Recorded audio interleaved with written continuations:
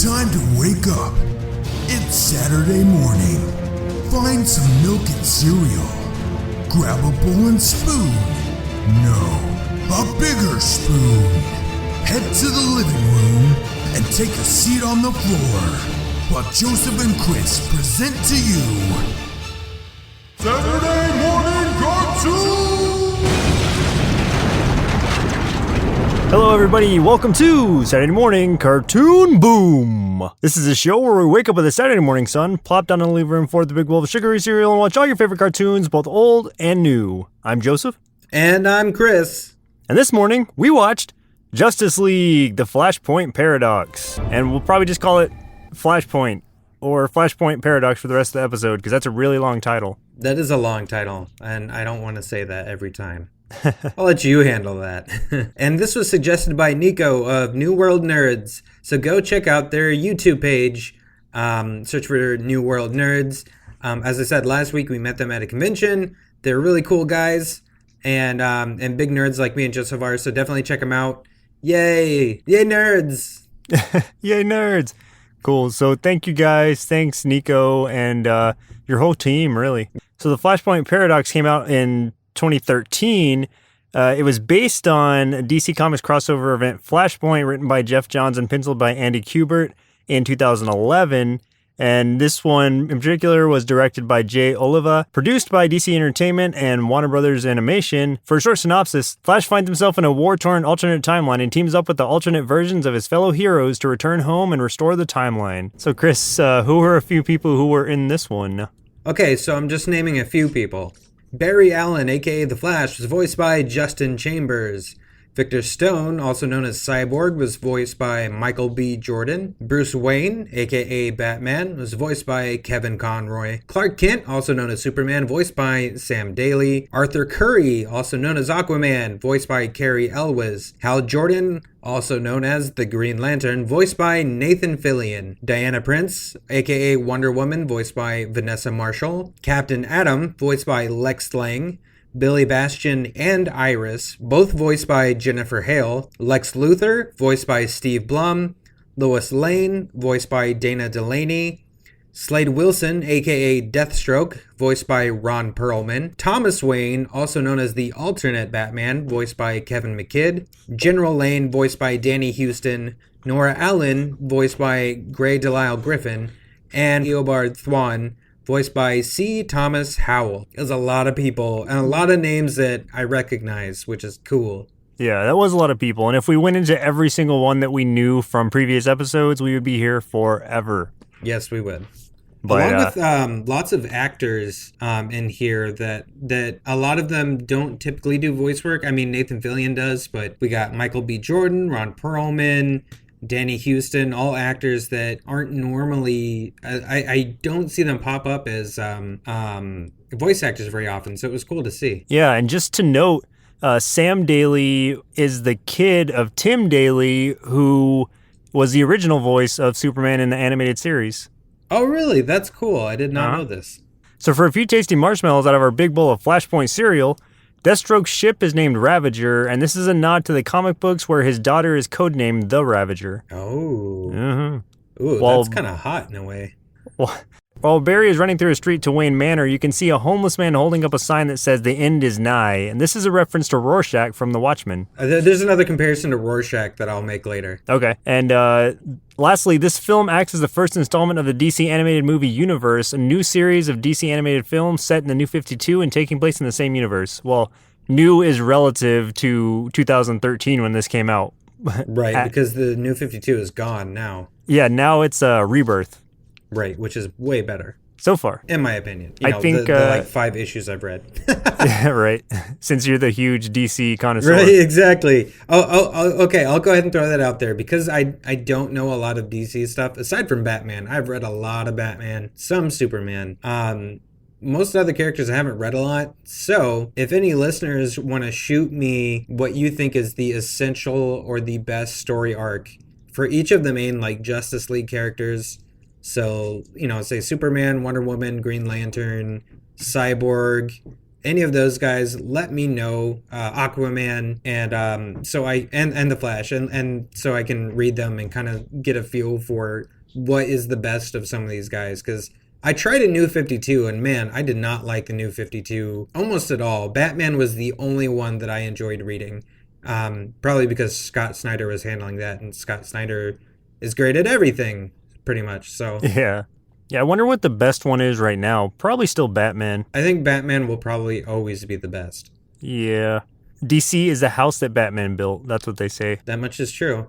So, do you have any memories of this at all? Like, did you know this was a comic series before coming into this? So I knew that there was a Flashpoint like event in DC. Mm-hmm. I didn't know that much about it other than Flash screwed up the timeline somehow. And that's pretty much the only thing I knew about it. So I was going into this movie with completely fresh eyes, not knowing what's going to happen, just having a general idea of the setting for what's going to take place. I think that's actually probably for the best, because this is something that throws a lot of curveballs at you, especially if you're not familiar with the storyline. Right. So, and a lot of the renditions of the characters are very different from their counterparts. So, yeah, and so here's a question for you, because you've read this before. So how faithful was the movie to the comic? it was pretty faithful, honestly. Okay, so if you were just to look at it, you know how comics in those storylines, they have like the main issues and then they have like these side stories in there? Yes. Yeah. This one brought in some of the side story stuff, but it also left a lot of the side stuff out of it and just focused on the primary story. And I see why they did that, because they have to fit it into an hour and a half. So Sure. there's only so much they can do without convoluting it completely. So, Got it. but as far as overall story goes, they stayed pretty faithful to it with a few changes here and there. Got it. Okay, cool. Yeah, so I won't even be necessarily comparing it to the comics while we're talking about it, because it's pretty much scene for scene, aside from maybe some characters are doing something that other characters were doing in the comics that they didn't even add into this movie. So overall though, very faithful. So let's just go ahead and start talking about it. I mean, we don't really have a preamble to it. So it opens up with Barry Allen speaking with his mother. And I assumed from this, or I gathered from this, that his mother is now dead. Seeing how he came home and his mother was dead. Yeah. In the flashback. So yeah, they give you that really quick, and maybe the first 5 minutes, would you say, of the movie, you get to see. They didn't let us know who did it though.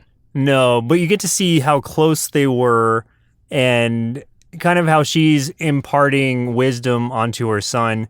And then you get a kind of a quick montage of him coming home on her birthday, seeing her dead on the floor, and then cutting over to her funeral. And then from the funeral, it transitions to adult Barry at her grave in the future. Yeah. And then he has to go to the Flash Museum because it's being raided by bad guys. So, first of all, why is there a museum for the Flash? Like, that seems weird to me. Like, does every superhero have their own museum of their stuff? Like, what the heck would be in there? Well, the Flash is just he's very popular in Central City, since that's the place he protects. In the same way that Batman is popular in Gotham. And but like I don't see Batman like donating his own stuff to a museum. Like, does the Flash donate? Like, what would he donate? He doesn't have gadgets. Does he just give him his dirty suits? I think it's put just on display. I think it's just honoring him. I don't know. I don't know the specifics of the museum. Weird. Yeah, but these are the people raiding it are his typical rogues. You've got Mirror Master, Heatwave, Captain Cold, Boomerang, and a couple others. Yeah, I did recognize a few of them. Yeah, and the rogues are actually Flash's rogues are actually pretty cool in certain ways. I mean, I don't know much about Top or why, or what the guy who was just spinning. I don't know if his name was really Top or not. Could they have just called him Dreidel? The Dreidel. The Dreidel. You have to say his name 3 times. The Dreidel. But is he made out of clay? Yes. Okay. They could have a Jewish version of Clayface that turns into a Dreidel. That'd be amazing. That would be weird. and probably anti-Semitic in some way. Oh, no, I think we're empowering them. I want to see it. I want to see it. We never get cool Jewish heroes or bad guys, except for Kitty Pryde from Marvel. Oh yeah, true. She is. Yes. But the purpose, the person who set up all of this, of course, is Flash's primary villain, Reverse Flash, or Eobard Thawne, and he is, in this case, like, he really has him dead to rights because he's got him kind of attached to the wall with this some kind of gooey glue, basically. Yeah. He's got some goo on him. Stuck him to a wall. Right. That's kind of a weird plot. Like, here's a bunch of goo. Yeah, it's just like, all right. It's like that's what it took to stop the Flash, I guess. And then puts a bomb on him. Yeah, he's got a bomb on him. Goo. And then he reveals that he's got bombs on all of the other rogues, too, without them knowing. And I thought that was pretty cool because they were just like, what? Like, you're going to kill all of us? And he's assuming he's going to get away. Flash is able to, like, kind of reverse that and get him stuck, get that glue on him and get him attached to a wall as well, or attached to a display case. And then the Justice League comes in after Flash has contacted them.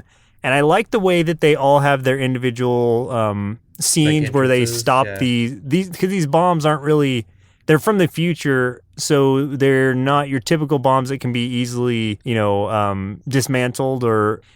And so what ends up happening is each of the Justice League members has to stop these bombs in a certain way. And I really like Superman's too, where he just kind of like puts his hands Cups around it. Hands. Yeah. And it blows up. Yeah, now, encapsulates that explosion. I did have some issues with the Justice League in this. And that is how some of them were drawn. Because I'm sorry, like Superman and Aquaman both look really weird. Like their bodies are huge, but their heads are kind of goofy shaped. Like Aquaman, not as bad, but I honestly thought Superman looked terrible. And Wonder Woman too, like she wasn't drawn weird, but her face was just like really soft. Her eyes looked a little bigger than everyone else's, almost anime-ish. And I just thought she didn't feel like a warrior. Like that fierceness wasn't on her face like I come to expect, which is okay. But like I said with Aquaman and Superman, I thought they looked kind of stupid. Wonder Woman, just a little bit to be desired there. Other than that though, I think that the animation and the layout and everything looked really nice, looked really crisp. The animation was gorgeous. The colors were great. It was just those three I thought were drawn really strangely. Yeah. And I did not like, I eventually got over Wonder Woman because when we get into the other side and she actually is, starts showing that she's gonna be then I'm like, okay, that works. At least, if she doesn't look fierce, she's acting it. And same for Aquaman, but like no matter what, Superman looked stupid. Well, so that's my problem with this.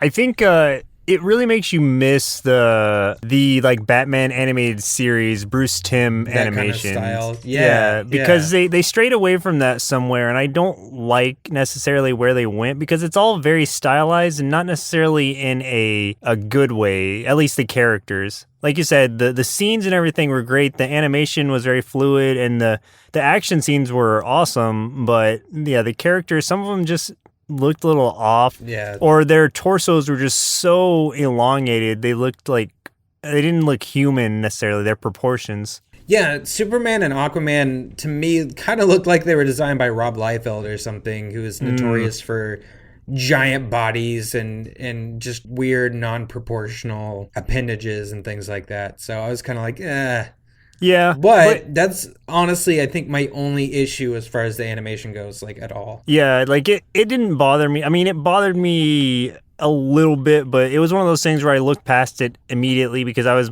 focused on the story more than I was the character stylizations, I guess. Sure. But so what happens then after the explosions are all stopped and Reverse Flash is taken to maximum security prison, we get to see Barry wake up and he's at the police department, he's at his job, and things are nothing's going differently than it normally would. He leaves to go and do something, and then like as he steps out, he runs into his mom, who at this point should be dead and has been for many years. And so, and it's her birthday. So right here, you see just like something's really mixed up and not quite right. Well, and then he also, like, the reason that he left in the first place is because he saw a news broadcast about there was these two, what he thought were supervillains that he knew were fighting in the streets, and then he was telling his boss, oh, yeah, like, the Flash will stop him kind of thing. And he was like, who? And then he was getting one of the bad guys' names wrong, because it turns out in this alternate universe that he's in, that particular one was not a bad guy. But I don't know, like... It was weird. It was a weird transition to me because I felt like you needed to see something to indicate that something was going to be different. So like at first I was just very confused. I'm like, oh, are we in the alternate universe thing now? Like I wasn't quite sure at first. I got a little confused. Yeah, it's because I think it's a big part of it is because we don't get to see what leads up to it, because that's part of what, caps the story off at the end. So it saves the in between for us until then. So, but for now, we're kind of on the same page as Barry. We don't know what's going on. And the first person he thinks of to talk to us about is Bruce, Batman. And, he goes to Wayne Manor. He's prepared to speak, he's as he normally would. It's kind of like run down though, and it's different. Yeah. It's empty. Alfred's not there. Nobody's there. And he goes through behind the grandfather clock, which is where the entrance always has been. And as he gets down there, he's looking around calling for Bruce, and then he just gets hit in the back of the head by Batman. Yeah, and this is not the Batman he knows.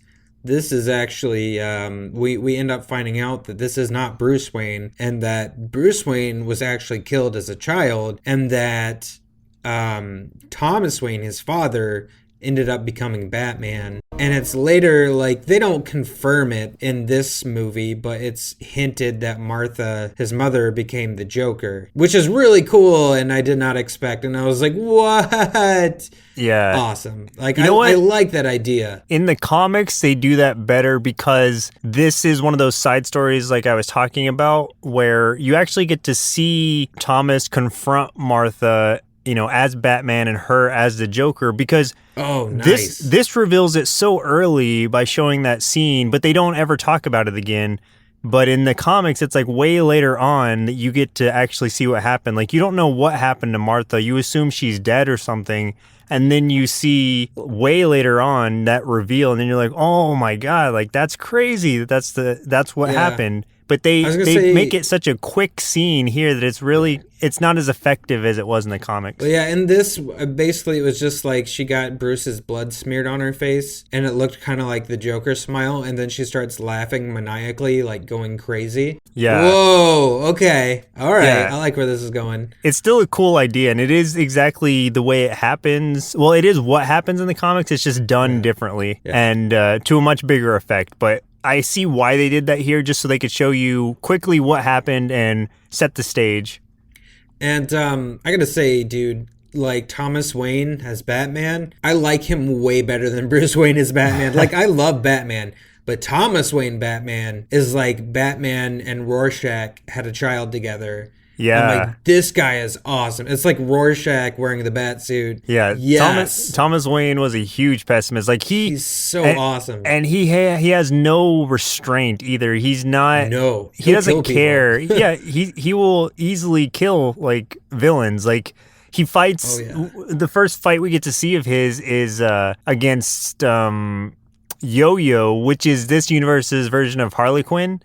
And he's fighting her. I was wondering that. Okay. Yeah, and so he's fighting her on a rooftop, and she's, doing her yo-yo whips and whatever, and then he gets the better of her and, is basically holding her up like Batman would and just, like, asking her where the Joker is and all that, and then she said, like, I don't know, she says he could be dead or something, and then he's like, all right, then so are you, and he just throws her off a rooftop, not dangles her over and threatens her, just seriously just throws her and forgets about it.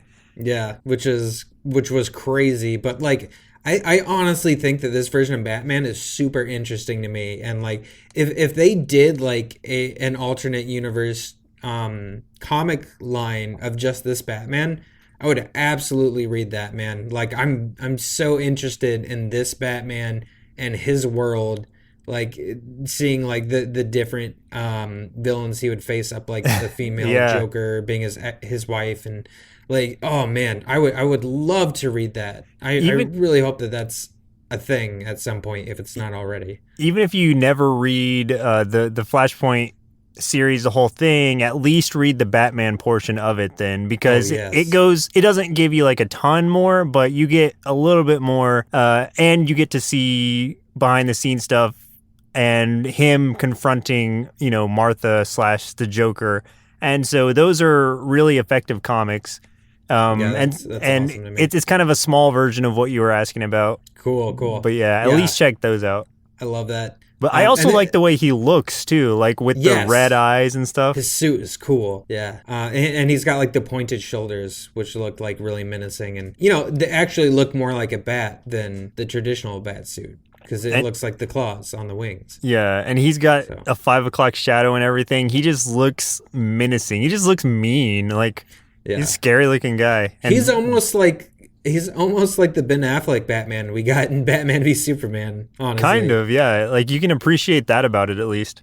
What was cool too is here it's also revealed, like, Barry realizes he's in a different reality, and what also is cool is that we find out that the big thing that's affecting this entire world is that Atlantis and the Amazons are at war together, and it's basically been destroying the planet. Like, it's been leveling countries. Like, I'm pretty sure that, like, something to the fact of, like, Europe is pretty much decimated by this point. Millions have been killed. It's on the way to it's on the way to America. Like, the fight is coming to America, and And man, are some of these brutal, because you start seeing the point of view from the Atlanteans and from the Amazons, and you see like Steve Trevor, who in the main series is like, Wonder Woman's kind of lover guy, and she just straight up kills the crap out of him in this one, like no questions asked. Just like hangs him and breaks his neck, and I was like, whoa. Yeah, and she doesn't even like have any remorse in her face. She just like flies up with him hanging from the noose and kind of smiles when he dies. And one thing that surprised me is because I didn't look to see what this was rated, as far as if it was like PG-13 or something. Yeah. Was this rated R? Because there was some really strong stuff in this thing. Or was it 13? I don't know if it was rated R, because it's like there's not swearing or anything, but there is a lot of blood. There's a lot of blood. Yeah. There's a lot of blood. There's a lot of killing. There's some sex involved, which that was interesting to me.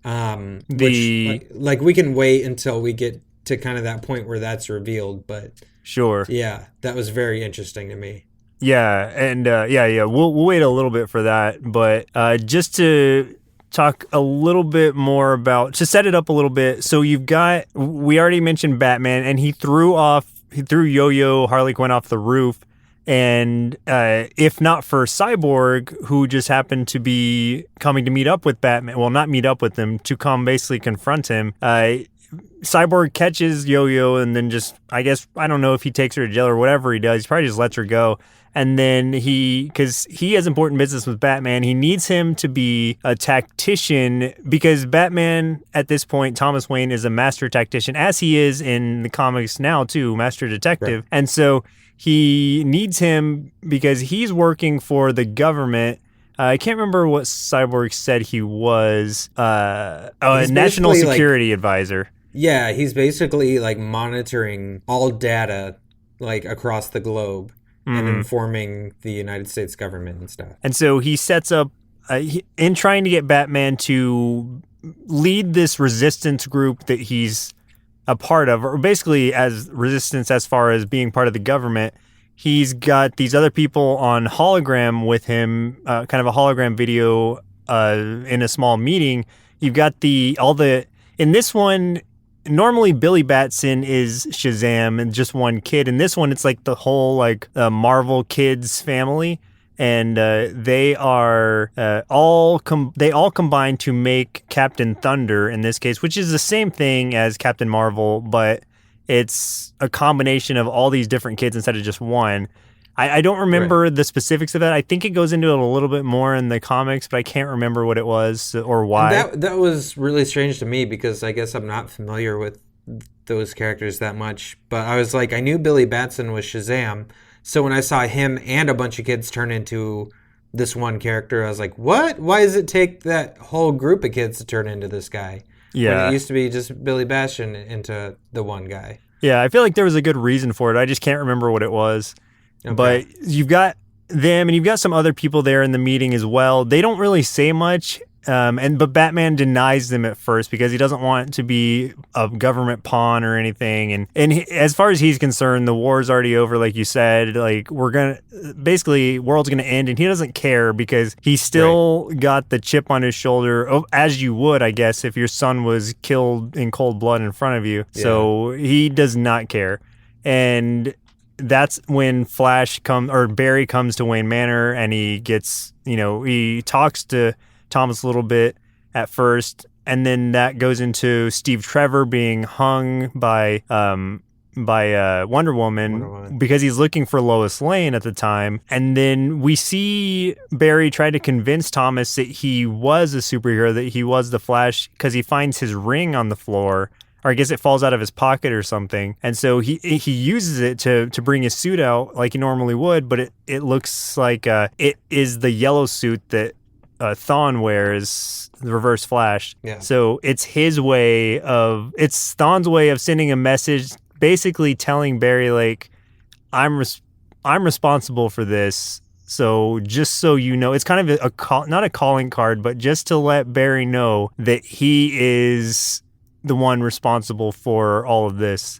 And we get to see a scene of the Atlanteans attacking a ship that Lex Luthor and Deathstroke are both on. That was cool, yeah. And man, this was brutal, dude. Like, I kind of expected, as I normally do if Lex Luthor is involved, and I'm like, all right, he's going to have a big role, because he always does. But dude, he doesn't last more than a few minutes before Aquaman just impales him with his freaking trident. I was like, whoa! Like, I was not expecting this to be that brutal. Like, so these moments really caught me off guard, and I don't dislike them. It was just very shocking to me because I did not see it going this route. So yeah, it was interesting. And also when they do try to recreate the Flash incident back at Wayne Manor to try to turn Barry back into the Flash, I was just like, oh yeah, Deus Ex Machina, like he'll get his powers back. But instead he gets like extra crispy, dude. Like he is covered in 3rd-degree burns and he failed miserably and he's like, looks like he's dying. Yeah. And I was like, whoa.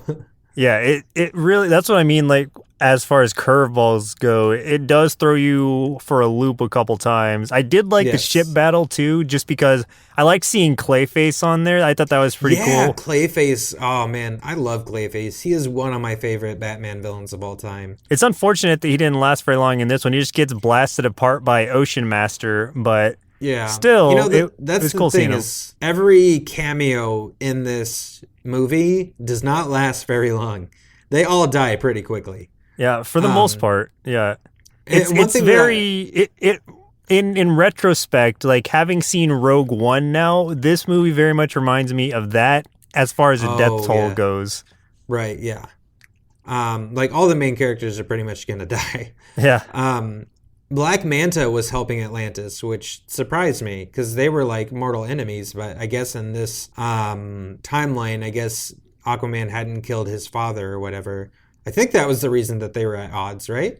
Something like that. But in this one, it's like Atlantis is not... There's no civil war in Atlantis at all. Like, they're all working as one against basically all the land dwellers and Amazonians. Yeah. So that was interesting. I didn't expect them to be on the same team.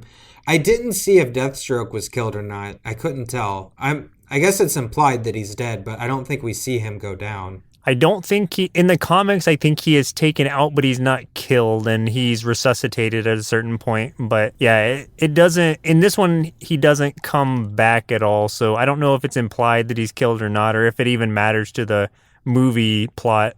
And then we get to see the reason for the whole war, like how it started, which that was very interesting. I didn't expect that at all. Like that was the last thing I expected to start it, but it had me intrigued. I thought it was very cool, and it made me sad because I love Mira as a character, and I was like, oh. Oh, really? Wow. Yeah, I like Mira. Yeah, so the setup was, and I think it goes into more specifics in the comics, of course, but this gives you a good quick montage of what happened, which was the Atlanteans and the Amazonians were basically having a peace treaty, and Wonder Woman and Aquaman shake hands, and then they kind of have like look.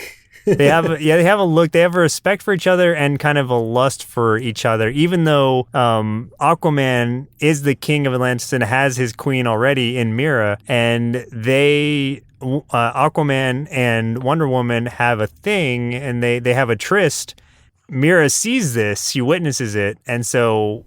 I mean, you could say it's Aquaman who started the war, but it's really more Mira that started it because her first instinct was to try and assassinate Wonder Woman at that point, the head of the Amazonians, and that in doing so, Wonder Woman strikes back and kills her, decapitates her, and then takes her crown and wears it as not a trophy necessarily, but a warning to anyone else who dare oppose her.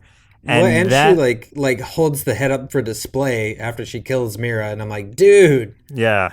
Jeez. And that sets Arthur off, of course, because that's his queen. Even though, he's already cheating on her with Wonder Woman, it's like, I guess a line was crossed. And so both sides now, the heads of both sides are at war with one another, which brings the rest of the groups in against each other. Right. Oh my gosh. That was a really cool twist to the story I didn't see coming. Like, I just kind of figured we weren't going to see an origin of the war, but the reason they gave it, like, I thought was interesting, and it felt very, like, kind of Troy to me in that way, Like, it was started by, like, a love story gone horribly wrong. Yeah, I think it was well done, and it was a great way to start it in this timeline. Yes. Because initially it had started with peace, and that peace was instantly turned around and went into something much worse. And we get to see Lois Lane finally, and I gotta say, I love Lois in this one. Such an awesome character. Like, I love how they wrote her. I love the way she talked, her very sarcastic kind of way. But then she gets saved by Thawne, which was unexpected. They didn't make it obvious. You just see a blur of yellow, and then all of a sudden she's saved. And at the time, like, you're almost led to believe that it was Barry, since he has the yellow suit. But then you're like, well, but he doesn't have. He was almost killed just now, so he couldn't have those powers yet. So. Yes. And then that's when all of these kind of side characters come in. The Resistance, that is Grifter from Wildcats, which we watched before. I know. I was like, oh, I got Grifter. And then I can't remember who else it was. I know one of them was like Etrigan, of course. And I love Etrigan. Mrs. Hyde. Yeah, Etrigan's awesome. He's a demon that has to rhyme everything. Oh, yeah, it's Grifter, Godiva, Canterbury Cricket, and Mrs. Hyde. And so it's all these weird side heroes who are part of the resistance. And you're like, Lois thinks that one of them saved her because they come in immediately after she's rescued. But then they're basically like, no, like, none of us are speedsters. Like, none of us can go that fast. So I don't know what you're talking about. And that's when it cuts over to Barry, who, well, is this after... Oh yeah, this is after Barry. After Barry gets his powers. Because he has to do it a second time, and it looks like it's going bad again. And then a plug comes loose. Thomas jumps in and plugs it back in, and then like a kind of a shockwave comes off of Barry's body and like blows Thomas off of the rooftop, and he's almost going to be impaled by a fence when Barry gets his speed back, sees what's happening, time slows down around him, and he's able to rescue him. And he's like, all right, Like now it's good. Now, I told you I was fast, I think is what he says.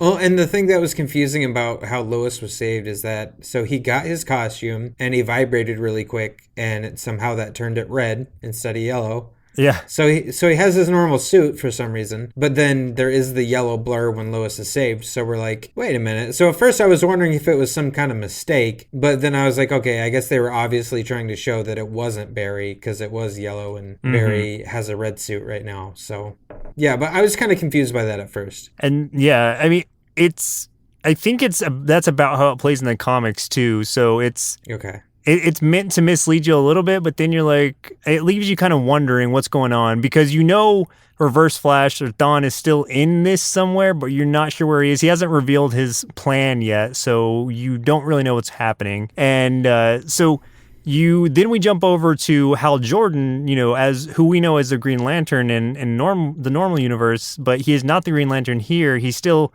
just an ace pilot, but he's kind of set up in a very Independence Day type scenario where they're looking for an ace pilot to go, almost a kamikaze pilot. Well, not almost, basically a kamikaze pilot. It is a kamikaze mission for sure. Yeah, to go and stop the Atlantean subs that are coming up to shore in America. And he knows his job. He's ready to take it. He's basically, since he's got so much will as the Green Lantern and he doesn't fear anything, and that's still his character now, just minus the Green Lantern powers. So they present him to the ship that he'll be taking, which is the same ship that came to Earth before and gave him his Green Lantern powers initially, but this time the ring just shot off into space and went somewhere else, so he didn't get the powers. But right. We've got the ship, we've reconstructed it, or we've been reconstructing it over the years since it landed, and this is what's going to be used to, in the same way Will Smith used the Independence Day alien ship to fly in there. That's why I was thinking of it. Yeah. So yeah, he's got his mission and he chose to accept it. And then died. And in a non-grand way. Like he was eaten by a Leviathan and he blew the Leviathan up. And then Aquaman was just like, all right, well, let's keep going. Right. He's just like, oh, okay, well, carry on. You'll be missed, friend. So then they have this idea of, Flash has this idea of like, hey, yo, where's Superman at? And they're like, who? And he's like, okay, so Superman, like, obviously crashed somewhere. And if we find him, he could be our key to stopping this whole thing. So Cyborg does some research, find out that there was something that crashed, the same time that Superman would have crashed on the normal timeline, but this was kind of contained by the government, and they had taken Superman and kind of hid him away like Akira style in this containment unit. So they go to free him, and instead of finding like awesome Superman, they find like this really scrawny, creepy man-child with Superman's powers, and they're like, well, crap. Yeah, well, in this spot he has no powers because he's in a containment unit that's got that's using red sun energy, and that's what takes Superman's powers away. So he is being contained here and as basically a lab rat. I did not like this version of Superman. Dude's gonna give me nightmares. This is gross. He's gross looking. That is exactly how he was in the comics too. Like he was super skinny and just malnourished, and it was just hard to look at. And they're trying to escape this facility, and Superman doesn't know how to use his powers, and he starts cutting people in half with his laser eyes. Once he actually gets some yellow sun energy, like it just all comes to him at once, and so he's trying to help.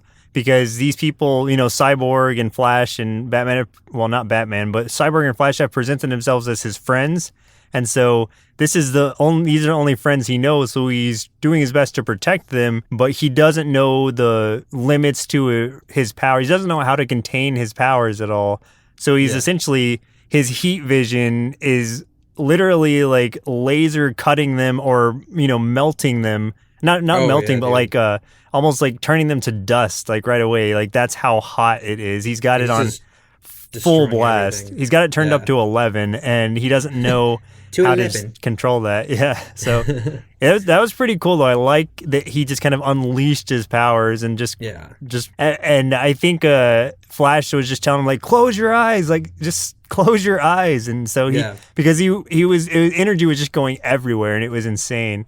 So then he gets upset and flies away. So they're back to square one where they've gotten nothing. Yeah, no Superman.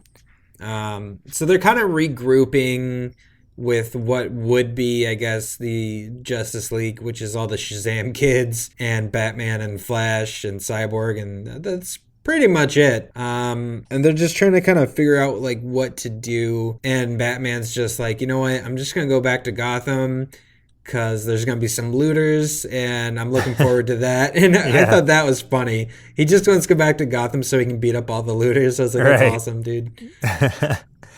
But they decide, like, hey, we got to get everyone together, and we're just gonna take the fight to them, pretty much. So yeah, eventually they convince Batman to stay and just to fight this war, to save the Earth, or not the, well, I guess, yes, to save the Earth, but to save America from this oncoming war, to save the world from the oncoming war. Yeah. And it's what I liked about this, like, the war scenes were really cool. Like, we're kind of glossing over those because we don't need to necessarily describe each and every one of them. But when there were a lot of cuts where it would go over and show this battle happening.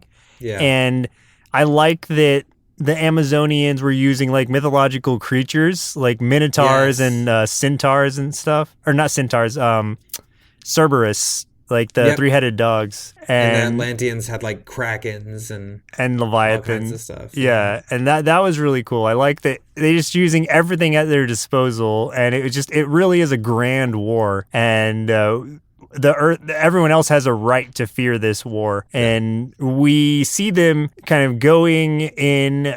We see the Shazam kids turn into Captain Thunder and start fighting Wonder Woman at the time. He's doing fairly well. He's at least matching up with her. And then what didn't happen in the comics, but I like that they did here, I actually prefer this, is how Wonder Woman stopped the Captain Thunder. Yeah. She put her lasso of truth around his neck and had them tell her how to, reverse this power, and then made him say Shazam, which is how, it splits them apart. And I thought that was really smart. Then she murders Billy Batson. Oh, yeah. She just in cold blood, picks him up and stabs him. You hear it off screen, but it's like, man, she is vicious. She just murders a little kid right there. Yeah, she has no chill. Thomas Wayne's Batman's got a pistol in each hand. Yeah. He's running around shooting everybody. We see like all the side characters that we've been seeing, we're seeing again, like Grifter's there. Batman like throws a grenade and Grifter's like, sweet. They shoot Black Manta like right through the face. Oh yeah, because blow his face wide open. I was like, whoa. The grenade like cracks his helmet open, and then Grifter and Batman are both shooting at his face, and you see blood come out, and it's like, oh well, he's dead.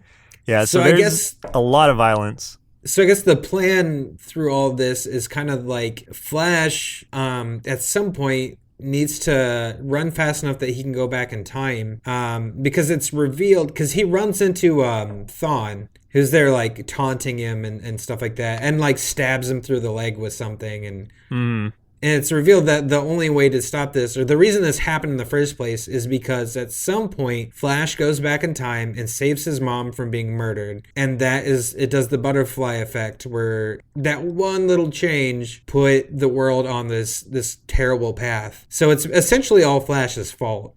Yeah, for being selfish. And that's the paradox of it, is that the Flash trying to do something good ended up basically destroying the world in doing so, and changing the past. The thing is, like I said, he gets stabbed through the leg. Thawne's kind of beating the crap out of him, and everything's just going awry. Like, I mean, everybody is dying. We see Grifter take an arrow through the face. Oh, yeah. Aquaman literally rips Cyborg apart. And he opens his heart up, and then that's when Superman comes back in to save his friend, and he heat beams Aquaman's arm off. Like cuts it off, yeah. Quickly, just so fast, too. Like, he just You barely even have time to register it happening. It just comes down and just lobs off his arm that he's about to use to stab Cyborg to the heart with. But Cyborg still ends up dying right then, but at least he goes out on a more positive note. You see Etrigan dead on the ground. I was like, no. Oh. So all this is going on, and you're like, well, there's no way Flash is going to be able to get away from Thawne. But then Thomas Wayne blows a hole right through the dude. I was like, dang! Yeah, in the comics, Batman stabs him with one of the Amazonian swords, but they did this well because it set up a really cool shot where you see through him. Yeah, you see the front of, because you're looking at the front of Thawne's face while he's talking to Barry and about to basically telling him there's nothing you can do, and the world ending, because at this point Aquaman had a failsafe to where if the Amazonians win, they have a weapon of mass destruction. In this case, Captain Atom is captured, and they're going to basically blow him up to make his powers blow up the world. And so since Aquaman is killed by Wonder Woman, that he sets that off as he dies, and you see this giant explosion coming, also very Rogue One-like. As this is happening, Thawne is bragging and saying, like, my death is worth it just to see you go out in shame, basically. And he gets shot through the head, like you said, by Thomas Wayne. It opens a circle, a giant hole in his head that you can see Batman in the background through. And, because he was telling him, like, you can't go back in time because I'm siphoning the Speed Force energy. And then Batman's like, not anymore, after he shoots him in the head. And then he just tells him to go, just run. And so since the Speed Force allows Barry to heal quickly, like, he's limping at first because he just got stabbed through the leg with that pipe or with that steel bar, but he's healing as he's going and kind of picking up speed, and eventually just like shoots through, goes back into the time stream, and then he has to stop himself at that point from saving his mom, and that's got to be like the hardest decision that he's ever had to make right there. The drama of that was not lost on me. I was just like, oh my gosh, he has to like let his mom just die in the horrible way that she does. I gotta say, there wasn't a whole lot to this movie that made me really like Barry Allen or the Flash, aside from this moment. Like, this moment kind of clued me into his character a little bit, whereas the rest of it, I was just kind of like, well, any hero in this predicament would be having the same reactions that he's having. It could have been anybody. But here I'm just like, oh man, like realizing he's got to let his mom die and stuff like that. Because I think about Batman, and his whole thing is he is who he is because his parents died. If he could save his parents from dying, would he have done it? I feel like he would have, and the consequences. But where Barry's just like, I have to let her die, or else I bring this on. I bring on the apocalypse basically if my mom doesn't die, which is a weird thing to think about. Essentially, yeah. And luckily, there's a good send off, at least for Batman. In a way. So Thomas Wayne, as he's dying and sends Barry off, he hands him a letter and asks him to give it to Bruce when he gets back to his timeline. Yes. And so the final scene, we get to see them, and actually both Batman and Flash are in their New 52 costume, so this is showing you that this is now the New 52. And so as the movie is about to close out, Flash hands him the letter, and he sees that it's from his dad, and it's his dad telling him to continue fighting for what's right and whatnot. And then he cries. And then you get to see Bruce cry, which is something you never see. Man, don't make Batman cry. Come on.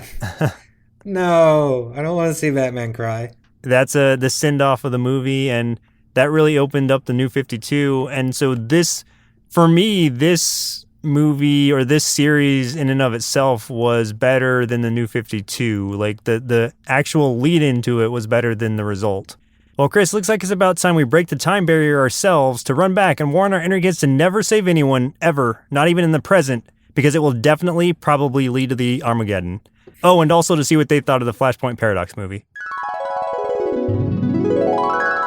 This cartoon helped me realize that even superheroes have the potential to be huge jerks, which is why I always root for the bad guys. But I think Thomas Wayne might be the best Batman. He could beat up anyone, even though he's super old, even a crybaby like Barry Allen. I gave this cartoon 5 bowls of Oops, I Broke the Time Stream cereal out of 5, And now I'm going to go have nightmares about that creepy Superman. Bye! I've always been a fan of what-if style stories, and seeing unique spins on all of these well-known characters was a real treat. The action scenes were top-notch, and I think I actually preferred the way some scenes were presented even better than I did in the comics. Some, but not all. The Flashpoint Paradox did glaze over a few important story elements and maybe felt a tad rushed at times, no pun intended, but I suppose that's sort of the nature of the beast when you're condensing an entire comic book crossover series into a single film. That aside, I think this movie did a commendable job doing the source material justice, and I'd give it 4.5 big bowls of Time Boom cereal out of 5. After seeing this movie, I feel like little Chris and I should definitely strap ourselves into electric chairs surrounded by green chemicals and try our best to get struck by lightning.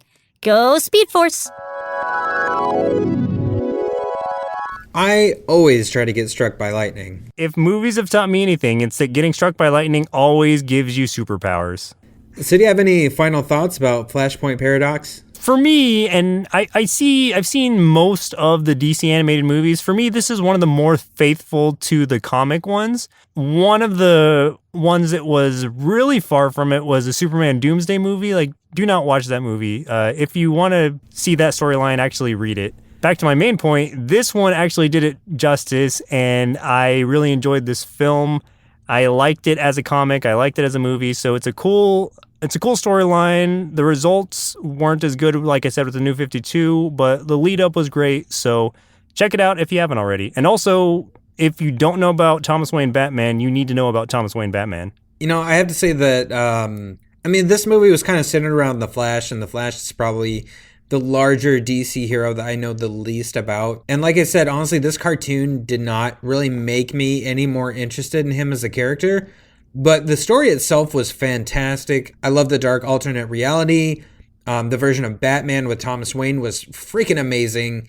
And seeing all these heroes and villains all duking it out at the end was visually and just really emotionally intense. So I can forgive the cartoon for not making Barry Allen all that interesting to me. Aside from letting his mom die at the end for the greater good. That was appealing, like I said. But and I can also forgive that Aquaman and Superman look really stupid in this film. But like I said, the story is great. The animation looked great aside from those two. So I had to give it 5. I really enjoyed it. And it made me want to read the comics. So good job. Yeah, it definitely did its job then. So thank you, Nico from New World Nerds. Really appreciate you recommending this. Yeah, dude. Oh, that was lame. Yeah, dude. Don't ever let me do that again.